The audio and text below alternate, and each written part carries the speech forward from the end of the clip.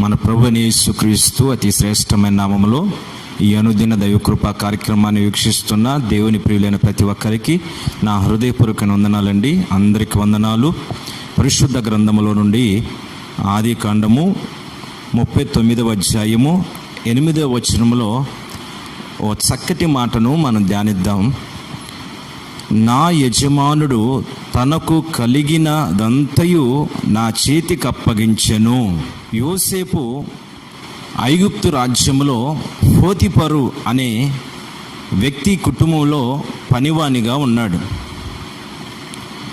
ఆ యజమానుడు యోసేపు ప్రవర్తనను గమనించి తన ఇంటంతటి మీదను తన యావదాస్తి మీదను అతనికి అధికారం ఇచ్చాడు.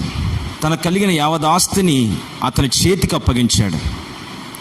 ఈ యోసేపు ఆ కుటుంబంలో మంచి పనివానిగా రాజిల్లుతూ ఉన్నాడు. యజమాను కూడా ఎలాంటి మంచి పనివాడు నాకు దొరికాడని పోతిఫరు కూడా చాలా సంతోషపడుతూ ఉన్నాడు. పోతిఫరు నిశ్చింతగా తన పనులు తను చేసుకుంటూ ఉన్నాడు. అయితే ఒకరోజు జరిగింది ఏమిటంటే, పోతిఫరు భార్య యోసేపుతో మాట్లాడుతూ నా కోరిక తీర్చు అని యోసేపుతో చాలాసార్లు మాట్లాడుతూ వచ్చింది. అయితే యోసేపు ఏ మాత్రము ఆమె మాటలకు ఒప్పక ఆమెతో ఈ మాట మాట్లాడుతూ వచ్చాడు. నా యజమానుడు తనకు కలిగినదంతయు నా చేతికి అప్పగించెను.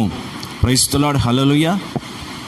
ఆ యజమానురాలతో అంటున్నాడు, నా యజమానుడు తనకు కలిగినదంతా నా చేతికి అప్పగించాడు. అంటే అక్కడ యోసేపుకి ఒక శోధన వచ్చింది. ఆ శోధనను అతడు జయించాడు కనుకే దేవుని కనికరం దయ పొందుకున్నాడు. ఐగుప్తు రాజ్యంలో గొప్ప ఆశీర్వాదాన్ని అనుభవించాడు.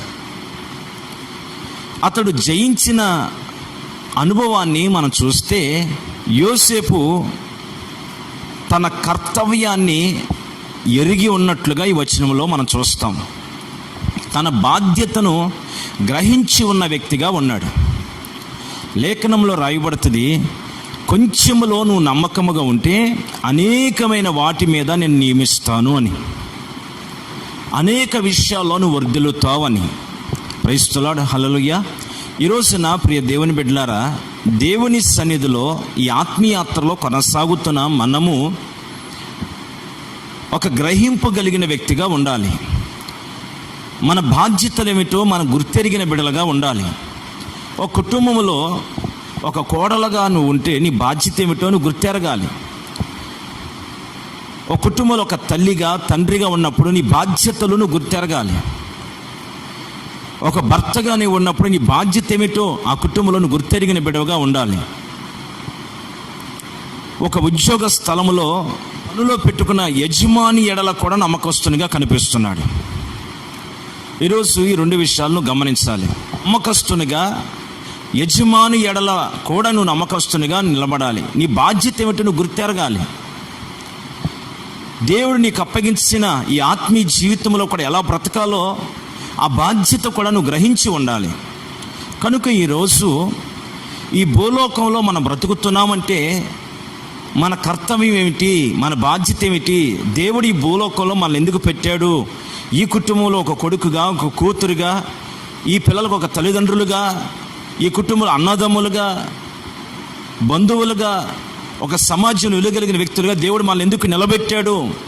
ఈ వ్యవసాయ రంగంలో, ఈ ఉద్యోగంలో, ఈ వ్యాపారంలో, ఈ పనుల్లో దేవుడు మనం నిలబెట్టాడంటే మన కర్తవ్యం ఏంటి, మన బాధ్యత ఏమిటి, వీటిని ఎలా మనం నిర్వహించాలి అని ఒక ఆలోచన దేవుని సన్నిధిలో నడిపించబడుతున్న మనకు ఉండాలండి. ఆ బాధ్యతను మనం గుర్తెరగకపోతే మనం జయ జీవితాన్ని చూడలేం, ఆశీర్వదించబడలేం, ఒక ఉన్నతమైన స్థితికి మనం ఎదగలేం. ఈరోజు యోసేపును బట్టి మనకు పరిశుద్ధాత్మ దేవుడు ఒక చిన్న పాఠాన్ని మనకు నేర్పుతూ ఉన్నాడు. ఈ సత్యాన్ని మనం నేర్చుకుని మన జీవితాన్ని కట్టుకుంటే ఎంతైనా మనం దీవించబడతాం. ఆ వాక్యములో యోసేపు తన కర్తవ్యాన్ని గుర్తెరిగినట్లుగా నమ్మకస్తునిగా కనిపిస్తున్నాడు. మనం పనిచేస్తున్న స్థలంలో మన మీద యజమానులు ఉంటారు. వాక్యంలో రాయబడింది, నీ పైనున్న అధికారులకు నువ్వు లోబడి ఉండవలెను. ఇది దేవుని చిత్తం. నువ్వు ఏ స్థలంలో పనిచేస్తున్నా దేవుడు నీ మీద ఎవరికైతే అధికారం ఇచ్చాడో వారికి నువ్వు లోబడి ఉండాలి, ఖచ్చితంగా లోబడి ఉండాలి. ఈ లోకంలో దేవుని దయ కావాలి, మనుషుల దయ కూడా కావాలి. యేసు ప్రభు దేవుని దయందును మనుషుల దయందును వర్ధిల్లాడు. సమయలు దేవుని దయందును మనుషుల దయందు వర్ధిల్లుతూ వచ్చాడు. కనుక మనము కూడా వర్ధిల్లాలి అంటే అందరి దయ మనం పొందుకోవాలి. ఎప్పుడు పొందుకుంటామంటే మన కర్తవ్యాన్ని మనం గుర్తెరిగినప్పుడు, వారి ఎదుట నిలిచినప్పుడు, మన బాధ్యతను మనం గుర్తెరిగి నడిచినప్పుడు, మన ఆత్మీయ జీవితాన్ని పాపములో పడకుండా మనం సంరక్షించుకున్నప్పుడు. పాపములో పడడం అంటే ఆజ్ఞ అతిక్రమమే పాపం. ఈ చరిత్రలో యోసేపుని మనం గమనిస్తే, కానీ యజమానురాలతో అంటాడు, నా యజమానుడు తన కలిగినదంతయు నా చేతికి అప్పగించి ఉన్నాడు, నిన్ను తప్ప. క్రైస్తవులాడు హల్లెలూయా. ఒకటి, తన అప్పగించిన పనిలో నమ్మకంగా కనిపిస్తున్నాడు. తన యజమాని విషయంలో కూడా నమ్మకం కనిపిస్తున్నాడు. అంటే తన యజమానికి ఎక్కడ కూడా తన వలన ఇంత నష్టం కూడా రాకుండా తను జాగ్రత్త పడ్డాడు. నువ్వు వర్ధిల్లాలి అనుకుంటే దేవుని మాటకు లోబడి ఆ యజమానుడు అప్పగించిన పనిలో నమ్మకంగా ఉండాలి, బాధ్యత కలిగి చేయాలి. రెండవది, నువ్వు చేస్తున్న పని వలన యజమానికి నష్టం కలగకుండా, యజమాని యొక్క మనస్సును గాయపరచకుండా, యజమాని సంతోషపరిచినట్లుగా నీ జీవితాన్ని కట్టుకుని లోబడుతూ విధేయత కలిగి నడవాలి. నీ తోటి ఉద్యోగస్తులు కూడా ఎలాంటి నష్టం నీ ద్వారా కలగకుండా నీ జీవితాన్ని కాపాడుకోవాలి. ఒక మాటలో చెప్పాలంటే, ఒక క్రైస్తవునిగా దేవుని బిడ్డగా అందరూ మంచిగా బాగుండాలి అని మనస్తత్వంతో నడవాలి. అలా నడిచినప్పుడే దేవుడు దీవిస్తాడు. నువ్వు ఏ స్థలంలో పనిచేస్తున్నావో ఆ యజమాని దయ కూడా నువ్వు పొందుకోగలుగుతావు. దేవుడు నిన్ను ఆశీర్వదించాలంటే మొదట దేవుని భయం నీకు ఉండాలి. దేవుడు యజమాని చేతి కింద పెట్టాడంటే నీవు అక్కడ నమ్మకంగా పనిచేయాలి దేవుని భయంతో. యజమాని చూసినా చూడకపోయినా నేను ఆరాధిస్తున్న దేవుడు చూస్తున్నాడు అనే ఆలోచన ఈరోజు నీకు ఉండాలి. నీ మాటలు వింటున్న ప్రియ దేవుని బిడ్డలారా, ఈరోజు నీ కర్తవ్యాన్ని నువ్వు గుర్తెరగాలి. యోసేపును బట్టి మనం నేర్చుకోవాల్సిన గొప్ప సత్యం ఏమిటంటే, తనకు అప్పగించబడిన కర్తవ్యాన్ని గుర్తెరిగి తన పనిలో నమ్మకంగా ఇచ్చిన సమయాన్ని వాడుకొని కష్టపడ్డాడు, పనిచేశాడు, యజమానికి లాభం తెచ్చిపెట్టాడు, తను కూడా సమృద్ధిగా బ్రతికాడు.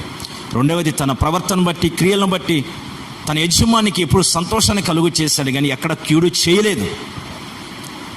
నీవు కూడా నువ్వు ఉన్న స్థలంలో, నీ ఉద్యోగంలో కానీ, అలాగే ఒక సంఘంలో ఎదుగుతున్నా సంఘంలో సేవకుని కానీ సంఘ విశ్వాసం ఎవరికి ఏ కీడు నీ వలన కలగకూడదు. నీ ఆత్మీయ జీవితంలో ఎదుగుతున్నప్పుడు ఎవరికి కీడు కలగకూడదు. నీ కుటుంబస్తులు ఎవరికి నీ వలన కీడు కలగకూడదు. నీ సమాజంలోని వ్యక్తికి నీ వలన ఎవరికి నష్టం కలగకూడదు. నీ భర్తకి నీ వలన ఎలాంటి నష్టం కలగకూడదు. నీ భార్యకి నీ వలన నష్టం కలగకూడదు. నీ పిల్లలకి నీ వలన నష్టం కలగకూడదు. నీకు ఉద్యోగం ఇచ్చిన ఆ యజమానికి నీ వలన ఏ నష్టం కలగకూడదు. అలాగే ఈ భూలోకంలో నమ్మి ఈ లోకమంతటిని నీకు అప్పగించాడే ఆ దేవాది దేవునికి కూడా ఎలాంటి దుఃఖాన్ని కలుగు చేయకుండా నీ ఆత్మీయ జీవితాన్ని పరిశుద్ధంగా నువ్వు కాపాడుకోవాలి. ప్రైజ్ ది లార్డ్ హల్లెలూయా. అప్పగించిన పనిని గుర్తెరిగి ఆ పనిలో తను పరిశుద్ధంగా బ్రతికాడు యోసేపు. తను చేస్తున్న పనుల్లో నమ్మకంగా ఉన్నాడు. ఈ రోజున నీవు కూడా ఈ మాటలు విని నీవు కూలి పనుల్లో ఉన్నా, ఉద్యోగులు ఉన్నా, వ్యాపారంలో ఉన్నా, ఒక ఇంటిని ఏలుబడి చేస్తా ఉన్నా, ప్రతి చిన్న విషయంలో కూడా నమ్మకస్తురాలుగా నువ్వు కొనసాగు. దేవుని కృప, దయ, కనికరం నీ మీద, నీ బిడ్డల మీద, నీ కుటుంబం మీద ఉంటుంది. నువ్వు గొప్ప ఆశీర్వాదాన్ని పొందుతావు. ఇక మీదట ఆయన సామర్థ్యాన్ని నీకు అనుగ్రహించి ప్రతి పనులో కూడా జయజిత్తును చూడగలిగిన కృప నా దేవుడు నీకు, నీ కుటుంబాన్ని, బిడ్డలందరికీ ప్రభు అనుగ్రహించునుగాక. ఆమేన్. ప్రైజ్ ది లార్డ్ హల్లెలూయా. తలలు వంచండి, ప్రార్థన చేసుకుందాం. ప్రేమగల తండ్రి, ప్రభువా నీకు స్తోత్రం. ప్రభువా, మీరు మాట్లాడిన ప్రతి మాట నిమిత్తమై ప్రార్థిస్తున్నాను. మీరు అప్పగించిన ప్రతి పనిలో సేవకునిగా నేనును, విశ్వాసులుగా నీ బిడ్డలందరూ కూడా నమ్మకస్తులుగా కొనసాగడానికి కృప అనుగ్రహించండి. ప్రభువా, పరిశుద్ధంగా జీవితాన్ని కాపాడుకొని అప్పగించిన పనిలో బాధ్యత కలిగి కాలయాపన చేయకుండా సమర్థవంతంగా ప్రతి పనిని కొనసాగించుకోవడానికి కృప అనుగ్రహించమని ప్రార్థన చేస్తున్నాను. ఆరోగ్యము, నెమ్మది, క్షేమాన్ని, సంతోష, సమాధానాన్ని కలుగు చేసి వర్ధల చేసి నమ్మకస్తులుగా వర్ధల కృప అని బిడ్డలకు దయచేసి ఇంకా అనేకమైన ఆశీర్వాదాన్ని బిడ్డలు పొందుకోవడానికి కృపను అనుగ్రహించమని ఘనత, మహిమ, ప్రభావాలు నీకు మాత్రమే ఆరోపిస్తూ యేసు పరిశుద్ధ నామములో ప్రార్థన చేసి స్తుతించి వేడుచున్నాం తండ్రి. ఆమేన్.